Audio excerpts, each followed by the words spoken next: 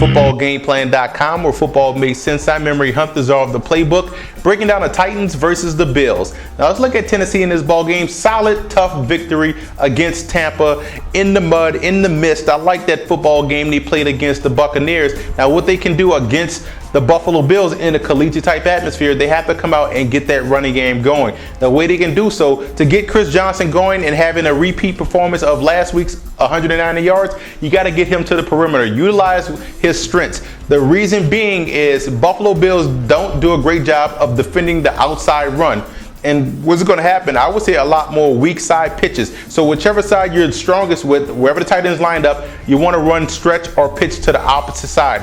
I strongly believe weak side running against the Buffalo Bills will prove to be a huge success for Tennessee. Now in the passing game, you want to attack these guys in the intermediate passing game. You don't want to try to take shots deep, because I have full confidence in the Bills being able to get push instead of pressure. Intermediate passing will prove to be successful. Now on the defensive side of the football, you're facing a guy in C.J. Spiller who has the capabilities of a Chris Johnson. So look for the defensive side of the football of Tennessee to come in and play gap discipline. If you allow any openings on the edge or on the back door, guess what? Spiller will find that cutback lane and take it the distance.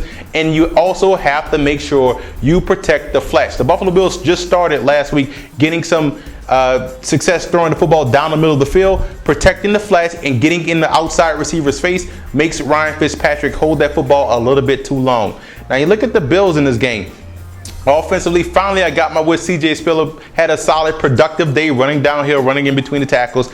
But we're not going to get to the whole Stevie Johnson thing, but he has to catch the football consistently, and especially in clutch situations. But I do like the fact that they were able to attack the middle. Now, attacking Tennessee, you have to attack the middle of the field. The outside corners are very aggressive, and they're going to try to take that away, and they will do a great job of forcing you to go to the inside. But I like that the Bills were able to go to the inside. And even in situations where you're running the football, you have to get Spiller in non-predictable running situations. A lot of times the Bills were running in those predictable situations, and the Jets were able just to clog those lanes and stuff him in the backfield. But don't be afraid to run on passing downs and throw on running downs. Get a little bit of imbalance in your offensive play calling, and they can cause a lot of damage for Tennessee. Now you look at the defensive side of the football, you have to make sure you close the door on Chris Johnson. If you allow him to the outside, get to the outside, he has the speed to take it to the house. Close the door, keep everything from guard to guard. So those outside linebackers have to do a great job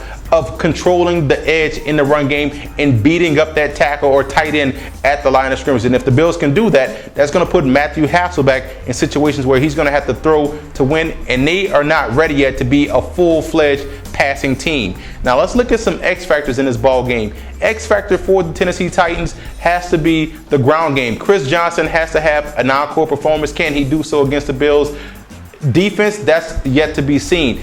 X factor for the Buffalo Bills has to be Steve Johnson's clutch performance. If they get into a tight game with the Titans, which I think this will be a tight game, he has to perform at the end of the game. You have to make those key catches, and that is the way you can win these tough, close conference games, as the Bills dropped one last week to the Jets.